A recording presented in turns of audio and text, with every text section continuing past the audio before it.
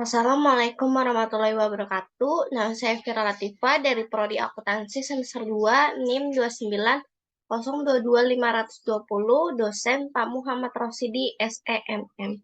Saya akan menjelaskan pendidikan kewarganegaraan bab 5, yaitu bagaimana harmoni kewajiban dan hak negara dan warga negara dalam demokrasi yang bersumber pada kedaulatan rakyat dan musyawarah untuk mufakat, yang menelusuri konsep dan urgensi harmoni kewajiban dan hak negara dan warga negara, yaitu hak adalah kuasa untuk menerima atau melakukan sesuatu yang semestinya diterima atau dilakukan oleh pihak tertentu dan tidak dapat oleh pihak lain manapun, juga yang pada prinsipnya dapat dituntut secara paksa olehnya. Wajib adalah beban untuk memberikan sesuatu yang semestinya dibiarkan atau diberikan oleh pihak tertentu, tidak dapat oleh pihak lain manapun, yang pada prinsipnya dapat dituntut secara paksa oleh yang berkepentingan. Kewajiban dengan demikian merupakan suatu yang harus dilakukan, atau Noto Nagoro 1975. Kewajiban perpajakan warga negara yaitu yang pertama, mendaftarkan diri untuk memperoleh NPWP, yang kedua, menghitung atau memperhitungkan pajak, yang ketiga, membayar atau menyetor pajak yang terutang, yang keempat, melaporkan pajak. Manfaat pembayaran pajak bagi warga negara yaitu yang pertama, fasilitas dan infrastruktur, yang kedua, subsidi pangan dan BBM, yang ketiga, transportasi massal, yang keempat, pelayanan kesehatan, yang kelima, pendidikan, yang keenam, pertahanan keamanan, yang ketujuh, penegakan hukum, yang kedelapan, kelestarian lingkungan hidup. Yang B, menanya alasan mengapa diperlukan harmoni kewajiban hak negara dan warga negara Indonesia, bahwa tradisi budaya Indonesia semenjak zaman kerajaan-kerajaan di Nusantara lebih mengenal konsep kewajiban dibandingkan konsep hak. Pergerakan budaya rupanya mengikuti dinamika kehidupan sosial politik di mana tatkala hegemoni kaum kolonial mulai dipertanyakan keabsahannya, maka terjadilah perlawanan kaum tertindas di mana-mana menuntut hak-hak yang dirampas. Sejak itulah konsep hak mulai lebih mengemuka dan menggantikan konsep kewajiban yang mulai meredup. Yang C, menggali sumber historis, sosiologis, politik tentang harmoni kewajiban hak negara dan warga negara Indonesia. Yang pertama, sumber historis. Secara historis, perjuangan menegakkan hak asasi manusia terjadi di dunia barat atau Eropa adalah John Locke, seorang filsuf Inggris pada abad ke-17 yang pertama kali merumuskan adanya hak alamiah atau natural rights yang melekat pada setiap diri manusia, yang hak atas hidup, hak kebebasan, dan hak milik. Adapun ulasan singkat dari ketiga peristiwa tersebut berikut adalah yang A, Magna Carta 1215, piagam perjanjian antara Raja John dari Inggris dengan para bangsawan. Isinya adalah pemberian jaminan beberapa hak oleh raja pada para bangsawan berserta keturunannya, seperti hak untuk tidak dipenjarakan tanpa adanya pemeriksaan pengadilan. Yang B, Resolusi Amerika 1276, Perang Kemerdekaan Rakyat Amerika Serikat melawan penjajahan Inggris, disebut Resolusi Amerika. Deklarasi Kemerdekaan Amerika Serikat menjadi negara merdeka tanggal 4 Juli 1776 merupakan hasil dari revolusi ini. Yang C, Revolusi Prancis 1789, Revolusi Prancis adalah bentuk perlawanan rakyat Prancis kepada rajanya sendiri, atau Louis XVI, yang telah bertindak sewenang-wenang dan absolut. Pernyataan hak-hak manusia dan warga negara dihasilkan oleh Revolusi Prancis.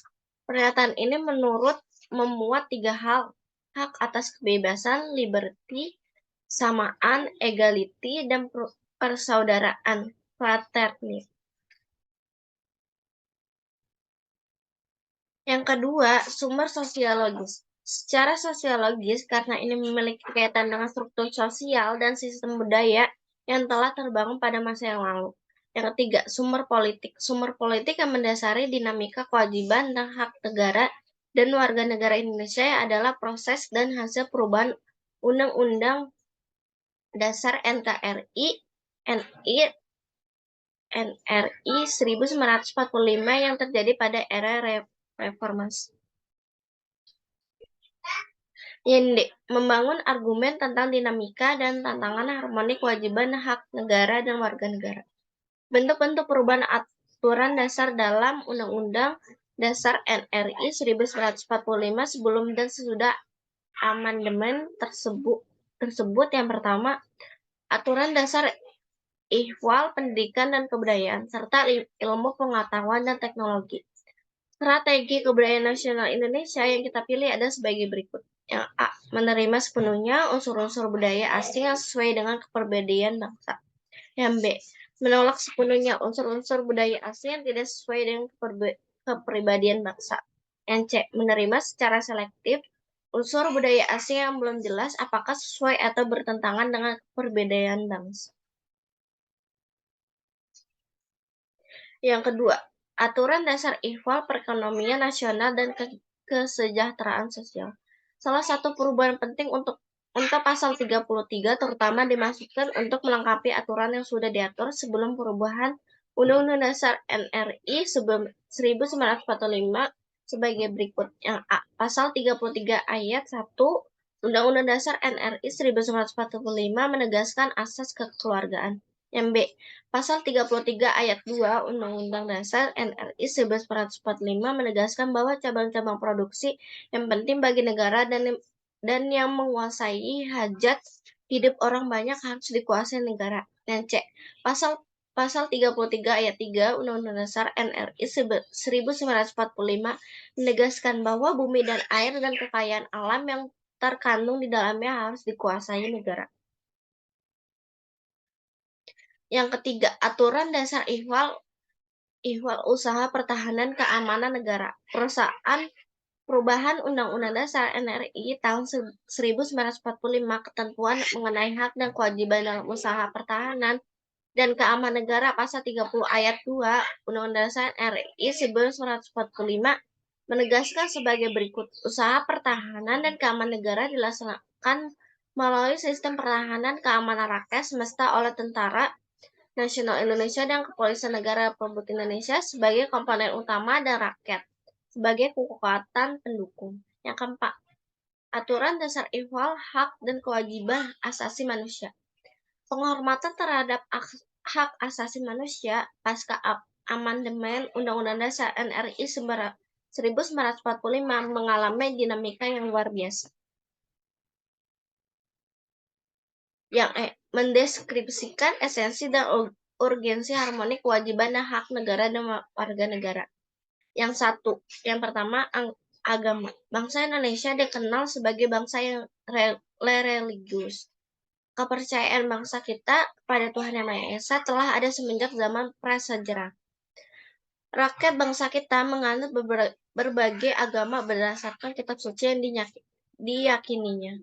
Kesatuan sila-sila Pancasila yang memiliki susunan hierarkis piramidal itu harus dimaknai bahwa sila ketuhanan Yang Maha Esa menjadi dasar dari yang A. Sila kemanusiaan yang adil dan beradab, yang B. Persatuan Indonesia, yang C. Kerakyatan yang dipimpin oleh hikmat kebijaksanaan dalam permusyawaratan atau perwakilan, dan yang D. Keadilan sosial bagi seluruh rakyat Indonesia.